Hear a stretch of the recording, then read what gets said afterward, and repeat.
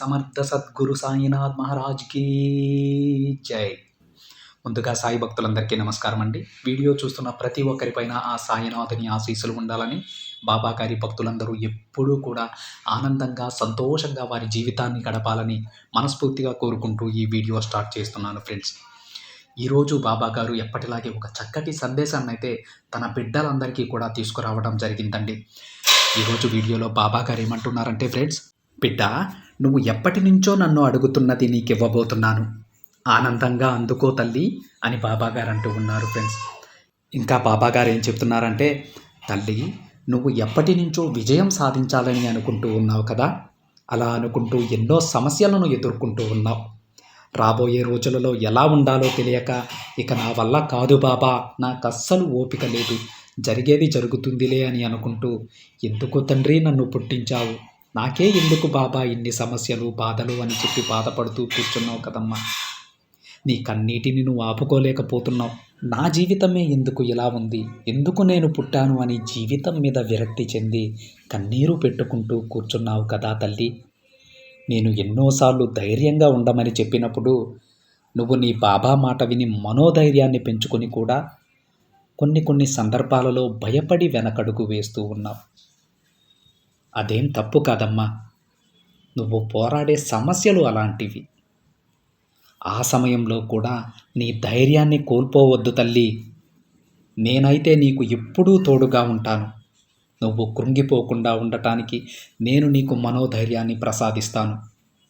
నువ్వు కన్నీరు పెట్టుకున్న తర్వాత నీ మనసు ఎంతో తేలికగా ఉంది కదా, కాబట్టి దుఃఖాన్ని కన్నీళ్ల రూపంలో బయటికి పంపించేసేయ్. లేదంటే అదే దుఃఖం నీ గొంతు దిగకుండా నిన్ను చాలా బాధ పెడుతుంది తల్లి. కానీ తల్లి, నువ్వు చేసే తప్పేంటో తెలుసా?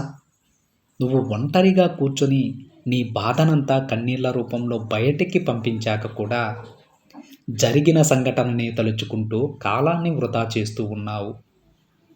ఎప్పుడూ బాధపడుతూ నీ జీవితాన్ని కష్టపెట్టుకుంటూ ఉన్నావు తల్లి. అలా ఉండకూడదమ్మా. నువ్వు అలా జరిగిపోయిన దాని గురించి ఆలోచించడం వల్ల నీ కష్టాలు తీరుతాయని అనుకుంటున్నావా తల్లి? అలా ఎప్పటికీ జరగదు. అది నిన్ను ఇంకా బాధ పెడుతూనే ఉంటుంది. అనవసరంగా నీ మనశ్శాంతిని కోల్పోకు. దేని గురించైతే నువ్వు ఆలోచిస్తున్నావో ఆ ఆలోచనను నా ముందు ప్రార్థనగా పెట్టు. నీ ప్రార్థన నేను నెరవేరుస్తానమ్మా. ఒక్కసారి నాకు అప్పగించాక అది నీ సమస్య కాదు, నా సమస్య అవుతుంది. దానిని పూర్తి చేసే బాధ్యత నాది. నీకు రావాల్సిన సమయంలో అన్నీ వచ్చేలాగా నేను చేస్తాను తల్లి. నీకు కావాల్సింది నీకు దక్కుతుంది. దిగులు పడకు బిడ్డ. నేను ఏం చేసినా సరే అది నీ మంచికే అని గుర్తించుకో. నీ కోరిక తీరడం ఆలస్యమైంది అంటే అది నీ మంచి కోసమే అని తెలుసుకో. నా ఆశీర్వాదం నీకు ఎప్పుడూ అందిస్తూ ఉంటాను.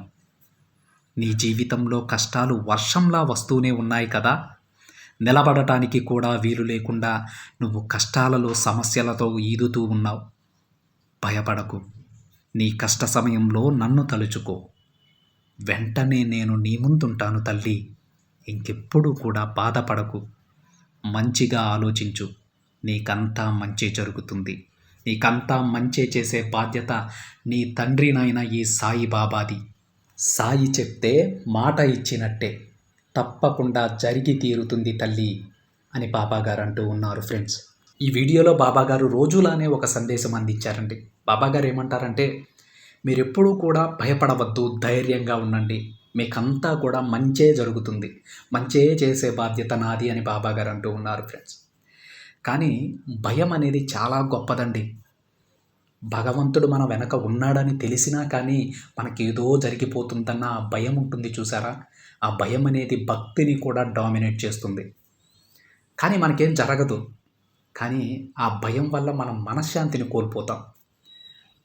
మీరు ఒక్కసారి ఆలోచించండి ఫ్రెండ్స్, మీరు చిన్నప్పుడు ఒంటరిగా ఒక రాత్రి సమయంలో నడిచేటప్పుడు మన చేతికి ఏదో వెంకటేశ్వర స్వామి దండో లేదంటే ఆంజనేయ స్వామి దండో ఏదో ఒకటి ఉంటుంది. లేదంటే బాబా భక్తులైతే ఖచ్చితంగా బాబా గారి షిరిడి నుంచి తీసుకొచ్చింది కానీ, లేదంటే బాబా గారి గుడిలో ఇచ్చినటువంటి దారం కానీ ఏదో ఒకటి కట్టుంటారు.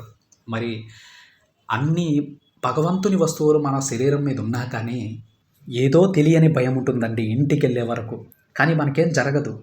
జరగకపోయినా సరే, మనం బయలుదేరినప్పటి నుంచి మన గమ్యస్థానాన్ని చేరే వరకు కూడా ఈ మధ్యలో ఆ భయం అనుభవిస్తారు చూసారా? మనశ్శాంతిని కోల్పోతాం. దానినే మన జీవితానికి అన్వయించుకోండి ఫ్రెండ్స్. బాబాగారి ఆశీస్సులు మన మీద ఎప్పుడూ ఉన్నాయని బాబాగారు చెప్తూనే ఉంటారు. మనం బాబాగారి భక్తుల్ని చాలామందిని చూస్తూ ఉంటాం. చాలా గొప్పగా బతుకుతూ ఉంటారు. మనం అన్నీ చూస్తున్నా గానీ, మన జీవితంలో ఏదైనా సమస్య వస్తుందేమో అన్నటువంటి ఆ భయం ఆ భక్తిని డామినేట్ చేస్తుంది. అదే మనకు మనశ్శాంతి లేకుండా చేస్తుంది. కానీ ఆ బాబాగారి దయ వల్ల మనకంతా కూడా మంచే జరుగుతుందండి. ఆ విషయాన్ని గ్రహించి భయాన్ని పక్కన పెట్టి ఎవరైతే భక్తి మార్గంలో నడుస్తారో వాళ్ళందరికీ కూడా మంచే జరుగుతుంది. మనశ్శాంతిగా జరుగుతుంది.